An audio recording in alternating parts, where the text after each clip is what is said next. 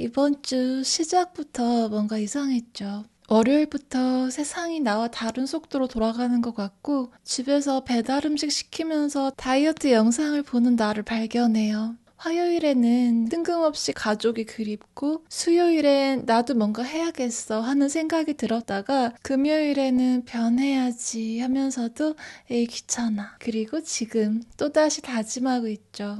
이건 당신만의 문제가 아니에요. 지금 우리는 집단 무의식 차원에서 희망과 좌절의 더블 버프 상태에 있어요. 달이 개자리에서 안전을 갈망하게 만들고 사자 자리로 넘어가며 갑자기 주목받고 싶게 하고 처녀 자리에서 완벽해지고 싶게 만들거든요. 문제는 이 감정들이 진짜 내 욕구가 아니라는 점이에요. 트랜짓 달은 집단 무의식의 파동이에요. 마치 라디오 채널이 섞여서 들리는 것처럼. 이번 주에 이 패턴을 자세히 보면 3단계로 나뉘어요. 1단계는 감정 혼재 상태입니다. 월요일, 화요일 불안하지만 이유를 모르겠어요. 집에 있고 싶고 누군가와 연결되고 싶고 이때 대부분의 사람들이 뭘 하냐면 넷플릭스 켜놓고 치킨 시키죠. 수요일과 목요일은 갑자기 에너지가 솟아요. 나도 뭔가 해야겠어 하면서 인스타 스토리 올리고 새로운 취미 검색하고 하지만 동시에 남들과 비교하면서 위축되죠. 금요일부터 일요일은 변해야지 하면서도 완벽하게 해야 된다는 부담이 와요. 그래서 계획만 세우고 정리만 하고 다짐만 해요. 실제 실행은 내일로 미루면서.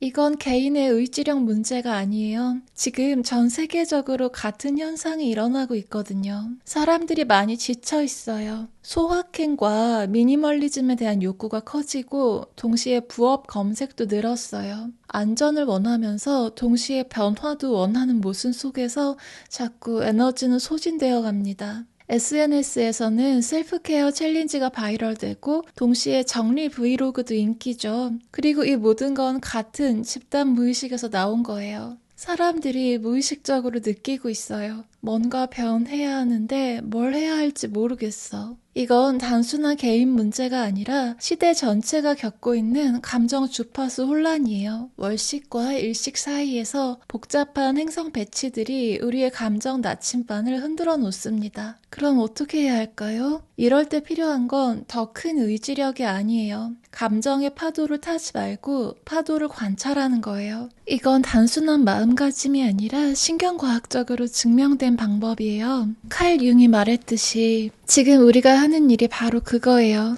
집단 무의식의 파동을 의식화하는 거죠. 구체적인 프로토콜을 알려드릴게요. 먼저 감정을 라벨링 해볼게요. 아, 지금 개자리 달이 나를 집에 있고 싶게 만드는구나. 사자자리 달이 인스타 올리고 싶게 만드는구나. 별들의 언어를 사용해봅시다. 우선 이렇게 되면 감정에 휘둘리지 않아요. 이건 인지행동 치료에서 사용하는 기법이에요. 감정에 이름을 붙이는 순간 뇌의 전전두피질이 활성화되면서 편도체의 과도한 반응이 진정됩니다. 이렇게 되면 감정의 주인이 되는 거예요. 두 번째 스텝은 에너지를 전환하는 거예요. 연금술에서 말하는 변환의 원리죠. 납을 금으로 바꾸듯이 우리도 감정 에너지를 바꿀 수 있어요. 월요일의 불안감을 안정적 계획 세우기로, 수요일의 자기 표현 욕구를 실제 스킬업으로, 일요일의 새 출발 의지를 구체적 실행으로. 그리고 이번엔 달라져야지 하는 순간 3초간 멈추고 물어보세요. 이게 진짜 내 욕구야? 아니면 집단 파동이야? 빅터 프랭클이 아우슈비츠에서 깨달은 것처럼 자극과 반응 사이에는 공간이 있다. 그 공간에서 우리는 선택할 수 있다.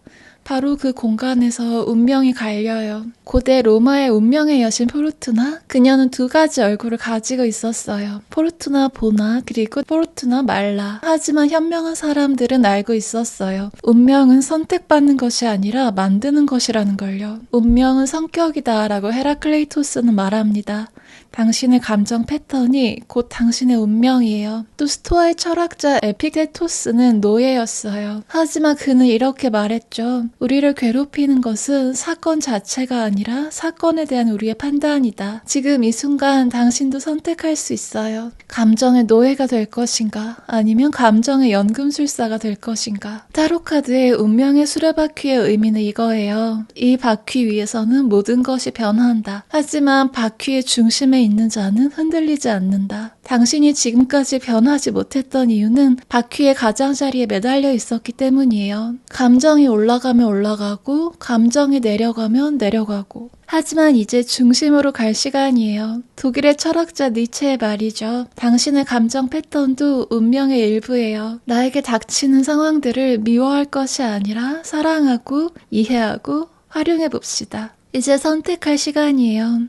대부분의 97%처럼 감정에 휘둘려서 살 것인지 아니면 감정을 전략적으로 활용할 것인지 댓글에 남겨주세요. 나는 지금 1단계 감정 혼재 상태, 나는 2단계 충동 폭발 상태, 나는 3단계 현실 타협 상태. 이번 주 댓글을 남겨주신 분들께는 제가 타로로 개인 가이드를 드릴게요. 이 감정 루프를 완전히 벗어나고 싶다면 더 깊은 해독이 필요해요. 뉴스레터에서 매주 정확한 감정 기상 예보와 함께 전략적 활용법을 알려드리고 있어요. 운명의 수레바퀴 한가운데로 함께 걸어 들어가요. 물론 선택은 당신의 것입니다. 그리고 이제 당신만의 연금술을 시작할 때예요. 9월 21일 처녀자리 신월과 일식이 동시에 일어납니다. 처녀자리 29도에서 일어나는 처녀자리 시즌의 마지막 완성이에요. 토성과 해왕성은 양쪽에서 당신을 지켜보고 당신의 일상을 신성으로 바꾸어줄 거예요. 하지만 이건 머리로 하는 게 아니에요. 몸이 기억하고 있는 운명의 코드를 지금 깨워야 할 때예요.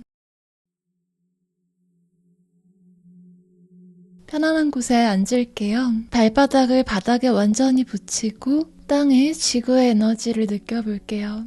이건 완성의 진동이에요. 허벅지의 앞쪽이 조금 따뜻해지는 걸 느끼시나요? 이어서 골반도 편안하게 이완될 수 있습니다. 이 에너지는 행동의 연료가 될 수 있어요. 하지만 아직 움직이지 마세요. 먼저 가슴 중앙을 느껴야 돼요. 손을 가슴 중앙에 올려놓을게요. 토성의 구조와 해왕성의 꿈이 바로 이 지점에서 만나고 있어요. 가슴이 조금 무겁게 느껴진다면 그건 당신이 지고 있던 책임감이에요. 이제 숨을 깊게 들이마시면서 그 무게를 발 아래로 땅으로 지구로 내려보내세요. 지구가 대신 이 무게를 져줄 거예요. 이제 목 뒤쪽을 느껴보세요. 후두골 바로 아래, 여기가 운명의 수레바퀴 센터예요. 이 지점이 따뜻해지면 당신의 새로운 운명 주파수가 활성화될 거예요. 그리고 배꼽 아래 두 번째 차크라, 여기서 새로운 창조가 시작될 거예요. 이 모든 지점이 연결되어 흐르는 걸 느껴보세요. 지금 몸의 느낌을 기억하고 천천히 눈을 뜰게요. 당신은 같은 몸, 같은 이름을 가지고 있지만 이 느낌으로 운명의 주파수가 바뀝니다. 앞으로 7일간 당신의 몸이 새로운 신호를 보낼 거예요. 갑자기 정리하고 싶어지거나 새로운 루틴이 자연스럽게 떠오를 수도 있습니다. 이 변화를 혼자 겪지 마세요. 댓글로 당신의 몸이 어떤 신호를 보내는지 이 리추얼을 함께한 사람들과 나누어 보세요. 당신의 새로운 운명은 이미 시작되었습니다.